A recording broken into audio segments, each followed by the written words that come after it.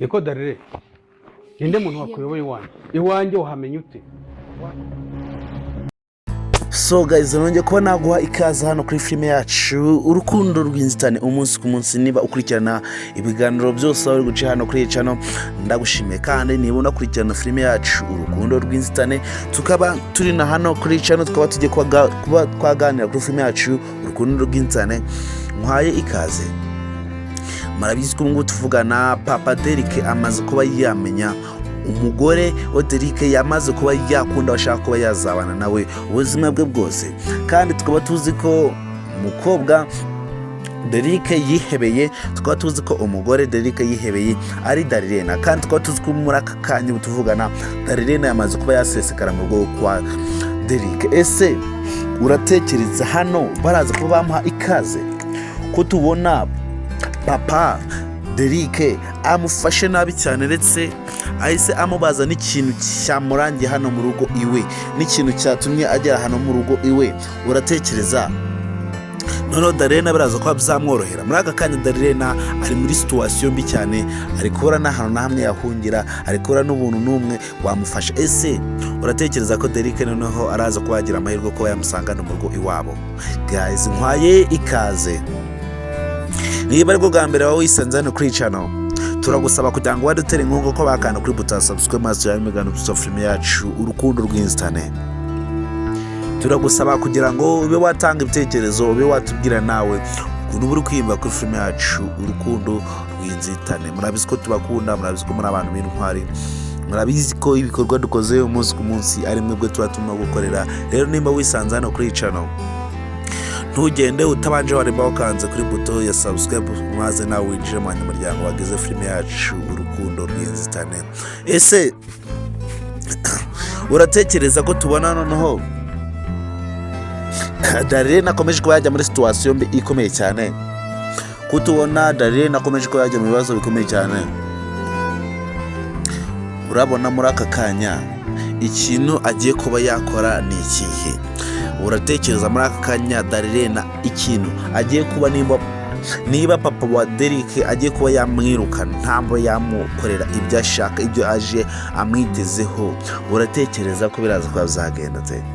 Ese uratekereza wowe nk'ubu papa Derike namara kuba yirukana Darlene hano mu rugo, kamwirukana kava Derike, cyangwa se mama Derike akaza kuba yamenya ko Darlene yageze hano mu rugo, ntibabe bamuha ikaze ngo abe yicara, n'uwari utegereje ko yamubona abe yamubona? Uratekereza bigiye kuba byarangira ute?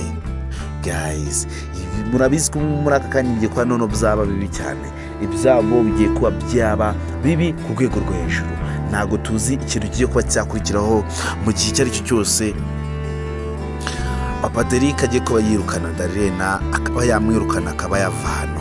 Ese wowe uratekereza ko bigiye ko bizagenda neza? Ndagira ngo utange ibitekerezo, umbwire nawe ukuntu uri kwimba ku filime yacu Urukundo Rwinzitane.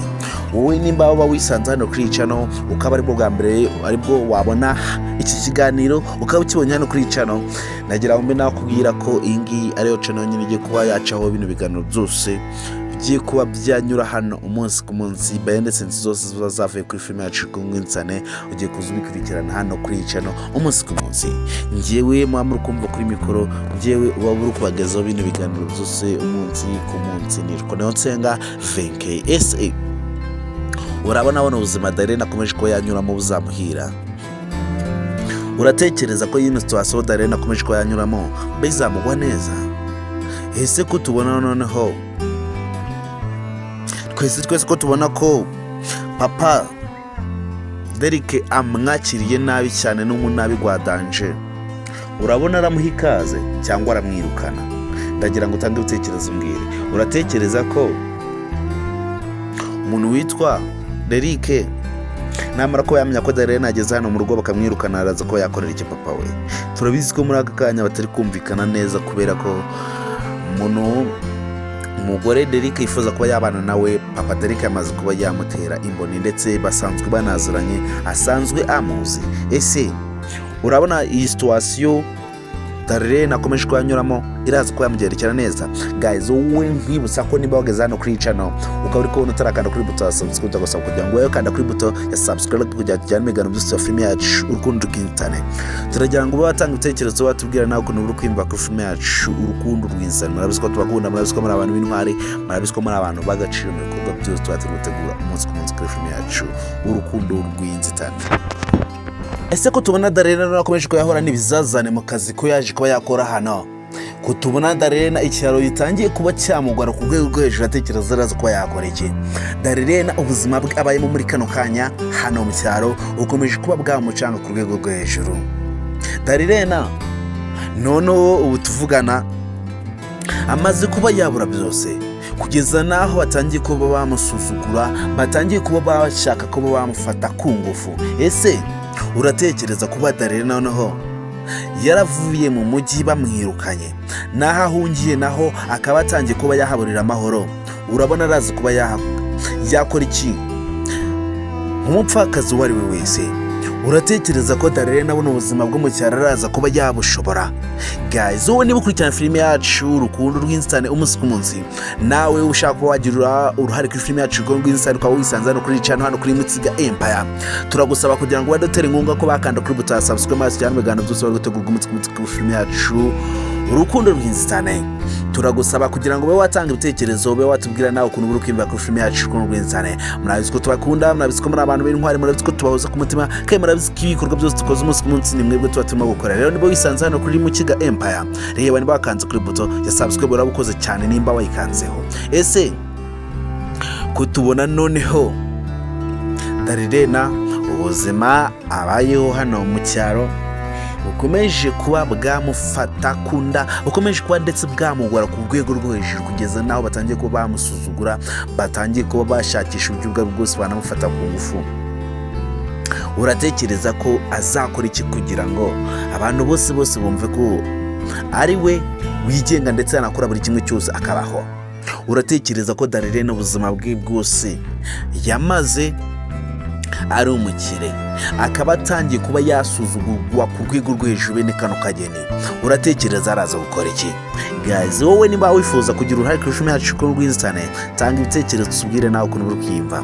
Ube wambwira ese Darlene uratekereza ubu buzima abayeho hano mu cyaro araza kuba yawushobora?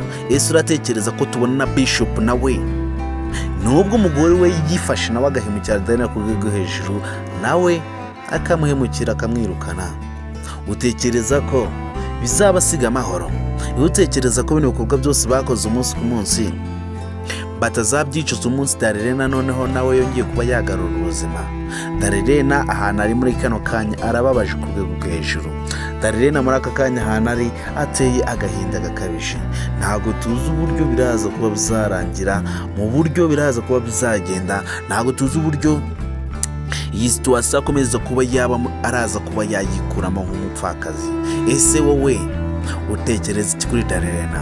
Darlene afite abantu benshi bamukunda ndetse akanagira n'abantu benshi bamwanga. Darlene yangwa na buri muntu wese nko mu cyaro, ariko nubwo habamo bake bamukunda, ariko turabizi ko akenshi na kenshi bagenda bamuvugaho amagambo atari meza ko yaje kuba yasahura imitungo hano mu cyaro.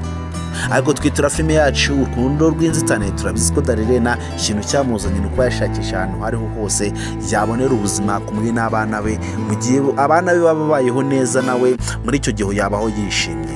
Kandi turabizi ko Darlene hari umuntu wamukunze, ariko kugira ngo bazahure byakomeje kuba byaba ikibazo. Akomeje kuba yareba ku ifoto ye, amutekereza umunsi ku munsi, yibaza impamvu Darlene yaba yarahunze akajya ahantu hakure ku buryo atongera kuba yagaragara mu mujyi. Ese utekereza ko uyu musore wakunze Darlene azongera kuba yamubona, wenda ko Darlene yaba agaruye ubuzima?